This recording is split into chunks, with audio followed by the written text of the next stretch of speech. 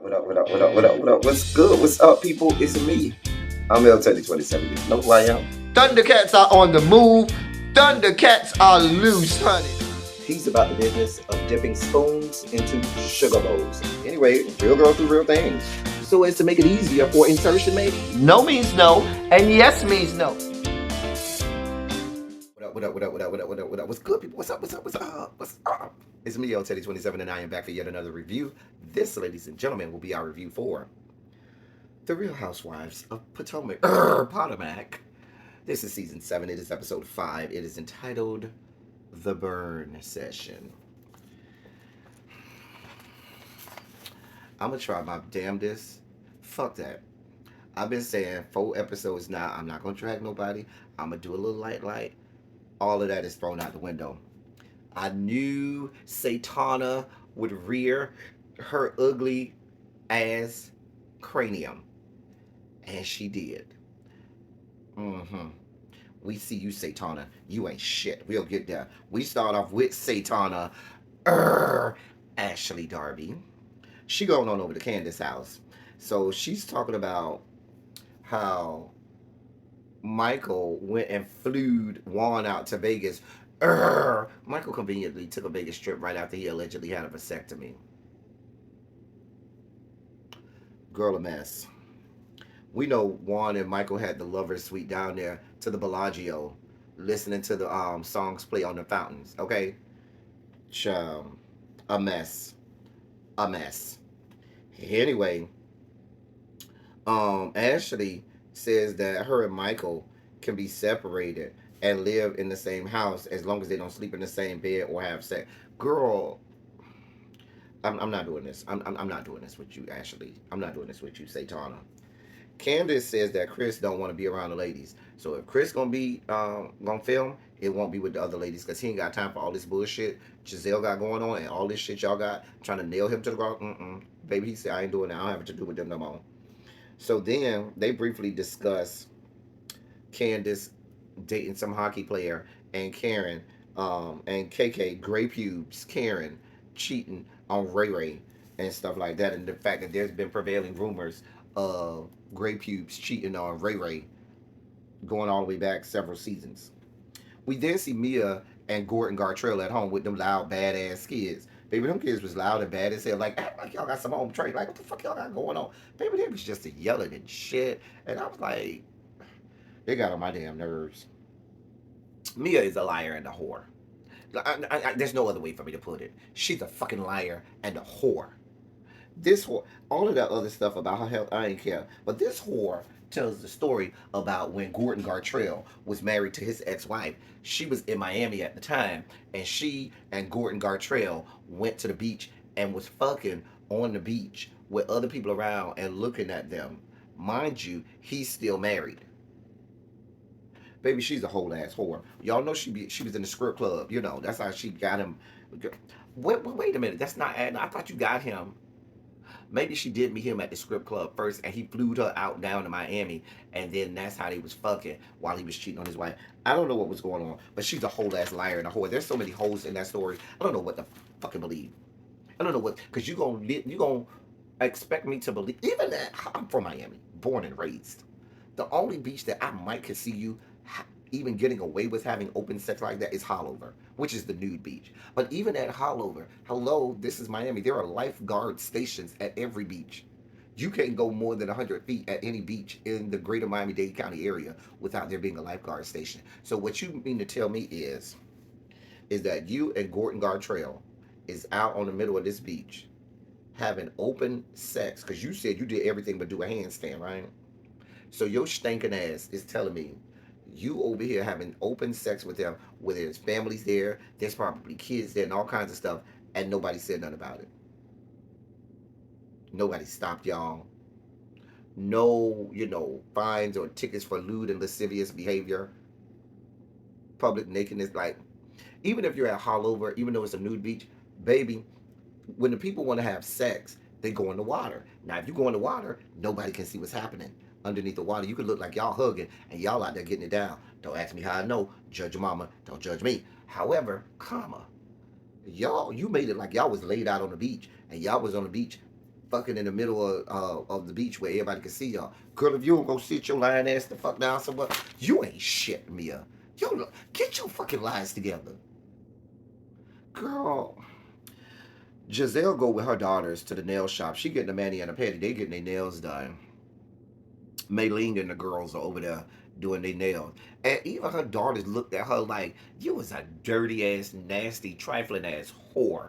Why? Because this filthy, dirty, stinking, nasty girl, when your daughters and your children look at you like you are a filthy, disgusting, dirty trollop, you know you got a problem. Baby, the way they looked at her when she took the very same rag that she had her feet resting on and took that same rag and wiped her face with, they looked at her disgusting ass like, bitch.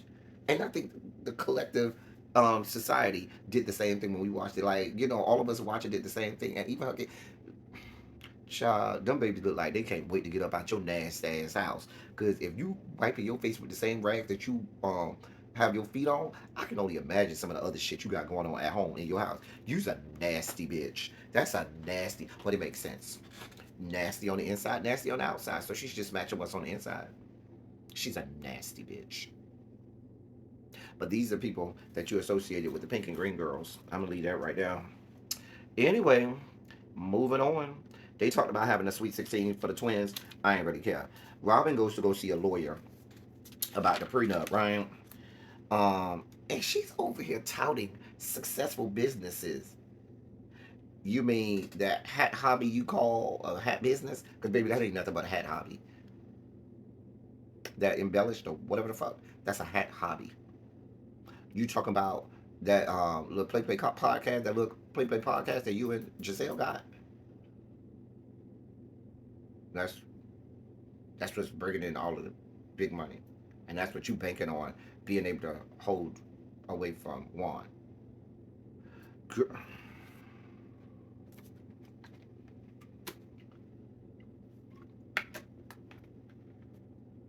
I keep telling y'all, anything can sell out if you only make two or three of them. You can put sold out on anything if you only make two or three of them. You sell those two or three to your family members. I'm not doing this with you. I'm not doing this with you, Robert. I'm not. She wants to put an infidelity clause in there. Wouldn't that hurt you? Because when you cart all your female lovers into that house and you blow their backs out, isn't that being in that infidelity?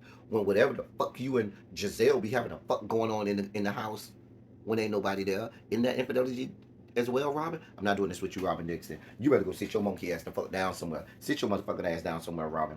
I'm not doing this with you. Karen, why are you on my television screen, Karen? Like, at this point, gray pubes serves us no purpose. Like, you could have completely removed gray pubes off the show and we would not know any different. Like, she's added nothing to the show. I don't even know why gray pubes is still here, but she here and she go pick flowers with Satana and Wendy. They tiptoeing through the tulips, tiptoe through the tulips, tiptoeing through the tulips. Anyway, Satana tells Karen that Michael got, everything snipped. And now, all of a sudden, her mood is changed because before you were telling everybody you was all angry and upset and felt some kind of way and you were like sad about it. And now, when you talking to Gray Pubes, now you like, I don't care. It don't matter to me. Why would I care? Really, Satana? I'll get to you in a little bit because, bitch, you ain't shit. Then we got.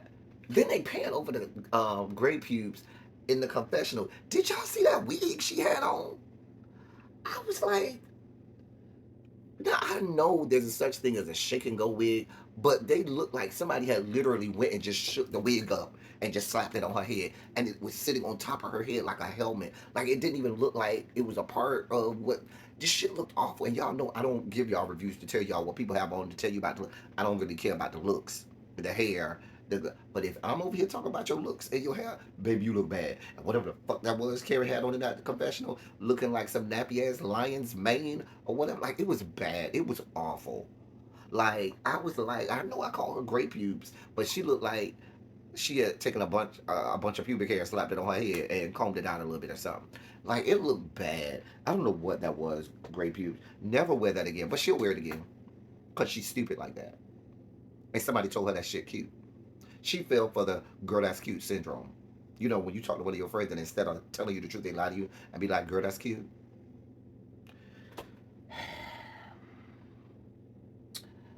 Grape Pubes brings Wendy up to speed. Brings up Wendy not being invited to Robin's little field day or whatever. Wendy says she want to have this event and invite all of the girls, and she gonna put it in the group text. So Satana says, "Well, why don't you send Robin and Giselle there separate? Because you trying to get in, get to the place where y'all can get some reconciliation and y'all can mend fences." She was like, "Fuck them hoes. I ain't sending them shit. You giving them way too much energy," and I was gonna be with her until she says, um, she says she ain't doing that. She ain't giving them all that energy. And then she gonna say, we not gonna act like they ain't do nothing to my kids. And I had to take her back. What the fuck? They haven't done anything. Now, they might have did shit to you. They might go off on your ass, but they haven't did a goddamn thing to your kids. They ain't did nothing to your kids. I don't know why you people seem to think that she was supposed to invite Wendy and her kids, and she don't like Wendy. Where the fuck does that weird ass shit comes from? Like that shit is not. That's not normal. That is not normal. And she over here acting like um Robin really did something to her kids. No, she didn't. She didn't do a goddamn thing to your kids. Girl, if you don't go sit Wendy, I drugged you 2 seasons ago. You ain't even worth my energy, Wendy. Go sit the fuck down somewhere and leave me the fuck alone. I can't do this with you today, Wendy. Moving on. So Candace is at home with Chris and her sister. She talk about what she's gonna have Trina on one featured on one of her songs that she's gonna do on her re-release of her album. She's doing like a couple bonus tracks, and she's gonna have Trina on one of her singles and in the video. Kudos to you. Y'all know I'm from Miami. I love Trina. All right, go ahead, get the baddest bitch. So then she gets the text from Wendy about the burn session or whatever the hell it's called, the burn, and so forth. So they go over to the burn. Wendy and Satana go together. Everybody else go on this sprinter, right? So we get to this winery where the burn is gonna happen. It was like 8,000 rules about do this, do that. When this, do that. When you write this down. When I do this, da da da da. And then we gonna burn something. And then we supposed to all be kumbaya. I couldn't even keep up with all of them rules, baby. So they started off with Wendy in the hot seat. It didn't get good till we got over there to Robin. Baby Robin was here for it. Robin said, "Listen, I got a problem that you rolled around here telling people that I tried to fight you." And so Wendy was like, "Well, bitch, you had to be physically restrained. So that makes me feel like you want to fight." Now, Bravo in Bravo fashion, because Robin tried to be slick. Robin trifling ass gonna call Sharice on the phone. Now, I ain't gonna give Sharice too much because clearly, if you ask me something that happened a week or two ago, I might not remember all of the intimate details either. If you call me saying, "Girl, did you hold me back?" I might be like, "No," because I might not remember that either. I don't know. That ain't right. I was with Sharice on that. Girl, I don't know. No, you tell me I didn't? No, I ain't. I know I didn't. I don't care. My fight. So, but Bravo rolled the tape back, and Bravo showed us that she did. Sharice absolutely did hold Robin back. But I'm gonna say this: we all know what happened season 5. And let's be very clear. Everybody knows full well there was not going to be another physical altercation or another fight. Okay, let's be real clear. Real clear. Now we know Robin does have a history with that umbrella and Monique. But in this case, I don't feel like Robin was really gonna go over there and start fighting Wendy. And Wendy knew that. But let's be clear. Wendy was giving it back to Robin. Do y'all go back and watch the episode? Wendy was like, because I don't want you to think that she said something about because I'm from the streets or you could be from Baltimore, but this ain't what you want. Yeah, I think that's what she said. She said, you might be from the Baltimore streets, but this ain't what you want. Wendy was giving it back to Robin. Matter of fact, remember Wendy is the one that said you need to stand 10 toes down. Wendy really was aggressive to Robin, and that's why Robin said, "Oh, you want me to stand 10 toes down? Well, bitch, I'm standing 10 toes down." And that's when Wendy was like, "That's what Robin said." And then Wendy was like, "Don't let, I don't care because you from the Baltimore streets. Yo, this ain't what you want." As if she was ready to nuck if you buck. So if you was ready to nuck if you buck Wendy, how the fuck did you gonna act like you the victim and you was afraid for your safety and your life and you was afraid you was gonna get beat down? You can't have it both ways, Wendy. Now you can't have it both ways. But that's what happens when you spend probably well over $100,000 and 4 degrees later, allegedly. Anyway, then we got to the piece de resistance. Satana put the horns up, allowed that spiked tail to come out her asshole, and reared her ugly, huge, hydrocephalus inflicted head. This bitch then she tells Candace, who to me, up to this point, Candace was good. Candace wasn't bothering nobody. Candace was playing along. Candace was nice. She said a little jokey joke here or there, but Candace was the good one. Because you had Giselle and Robin losing their whole goddamn collective minds. And Karen, Grey Pubes, was over there trying to check Giselle and Robin. And Karen, you already know what it gives. You could yell at Giselle and Robin till you blue in the face. It ain't gonna help. Robin had to left. She went back on the spreader. Robin said, I'm not here for this fuck shit. I'm going, and got back on the van. Giselle was over there talking about, oh, well, this it is what it is. I can talk loud because I just like to be heard. Giselle, you ain't shit. Anyway, but when Ashley got up and said, well, my friend, she called me and told me that at Karen's spring fling ding thing wing ming, Chris came up to her and made her feel uncomfortable. Now wait a fucking minute. This sounds like the bullshit you and Giselle do every fucking year. Every fucking season, Giselle and Satana get together and concoct a scheme to have a whole far-fetched, made-up storyline that they're going to proliferate for the rest of the season. And this is where it goes. Because some of the same words and language that Giselle used about Chris, that's the same words and language that the that Satana was using. And then she said, and so Candace at this point is here for it. Because Candace was like, wait a fucking minute, bitch. When I told your stinking ass that your white ass husband with his wrinkles all over his penis, after he done took a whole concoction of Viagra, Cialis, and Levitra and Red Bull just to get that little wrinkle shit up and shove up in somebody's rectum, some man's rectum, or some half breed's rectum, or get shoved up his, and I told you about it. I told you the shit privately. I didn't bring the shit out in front of all of the girls. I came to you by myself. Actually, it was me, you, and Giselle, only because I know you're close to Giselle, and you may hear it better coming from Giselle than just from me because of our relationship. She said, so why the fuck couldn't you do that? You was just at my house, you raggedy bitch. You couldn't call me on the phone. You couldn't send me a DM like you say my husband been sending DMs. You couldn't FaceTime me. Smoke signals, carrier pigeons, Morse code. Bitch, you can't send me shit. But you waited till we got our stinking asses the fuck up here on this camera with all the girls watching. Why? Because you and Giselle want to paint that picture. Now, I told you that's what the fuck they was doing. You want to put that in the atmosphere. So now every time they see my husband, people looking for the slightest thing, and they're going to say my husband made them feel inappropriate. And then the bitch Satana had the nerve, because when Ashley brought up, wait a minute, your husband is the one who sexually assaults people and who is, somebody who harasses people sexually. Well, the courts said that my husband didn't do anything. Really? Really? So you gonna tell us that we didn't see this whole video of your husband grabbing that man's ass and the man saying that he didn't want that? You really want to see? This is why I told y'all Candace should have never played nice with Ashley. She was never supposed to be nice to that bitch. The bitch ain't shit. The bitch is, she's decaying from the inside. Anytime you have the likes of Michael Darby's penis inside of you, you begin to decay from the inside.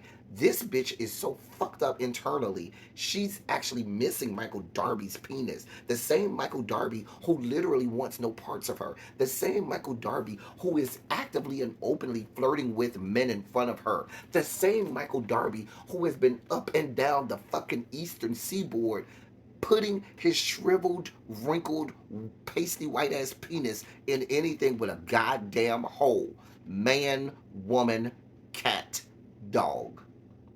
You've had that penis up in you. You've let that fuck shit skeet up in you. And you want to come over here and act like you're pious and holier than thou. And you allow the likes of Michael Darby's wrinkled ass, pasty ass, probably disease infected white peen up in you and you want to come over here and act like you're better than somebody?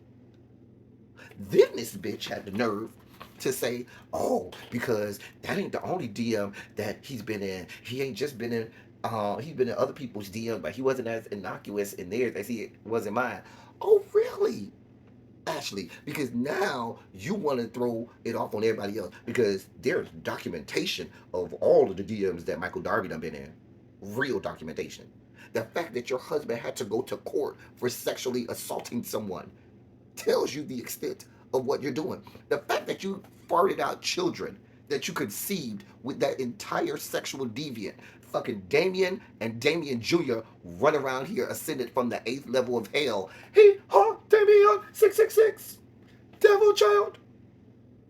The fact that you want to come on this show and act holier than thou. You and your raggedy ass mammy who is living on a fucking street turning tricks just to get a meal from McDonald's. Your mammy who took your dirty ass and had you knocking on doors to see if you could find somebody to give y'all some fucking money to live somewhere. You want to come on here and act like you're the one to be telling somebody something? Really? Really? How many times you been knocked up in some of those dressing rooms in these, you know, pageants you've been in? Mm-hmm. Since we're down this road, Satana, since you want to drag us down this little road, then let's go drag down. Let's just go down and follow the yellow brick road. Let's go down the yellow brick road. Who the fuck are you? You literally are the definition of what a fucking whore is. You learned this shit from the bearded lady, your mama, Barnum and Bailey's favorite. Because she's a circus freak. Your mama is a circus freak. She's a whole ass bearded lady. And you learn to turn tricks for disgusting, old, filthy ass white men from your filthy, stinking, raggedy mammy. That's why your kids came out looking like they were 83 and 84 years old, respectively. You got a lot of fucking nerve. And now you over here spreading it low and laying it wide for entire hockey teams. Because if you expect me to believe that you only talking to that one hockey player, please believe. Hockey pucks made out of flesh are getting are making their way into the goal all the time around there to your house, Ashley. You got a lot of goddamn nerve. You over here fucking with the likes of Giselle. Both of y'all hoes ain't shit. Let me get off this goddamn review because this shit ain't shit. Giselle and Ashley been ruining relationships since season 1. And did y'all see how Giselle, when Ashley started throwing that stuff out, she sat over there on the side grinning like this. That bitch ain't shit either. She ain't shit. Ashley, you ain't shit. But you come from shit. Your mama ain't shit. That's how she farted your nasty ass out. I'm surprised that your mama could still walk. Having to push that head up out. Having to fart that head up out her cooch. That was an act of God to get you to come out. But that's okay. You ain't shit. Your mama ain't shit. That nasty, raggedy ass, old, wrinkled, shriveled dick ass white man that you married to, the sexual deviant Michael Darby ain't shit. The demon seeds that you done farted out that ascended from the 8th level of hell ain't shit. And the entirety of the Darby clan ain't shit. I don't know where you get off. Y'all get me off this review. I can't. That's all I got for y'all. Y'all let me know. I'll see y'all next week. Until then, thank y'all for coming. Y'all drive safely. I'm out of here.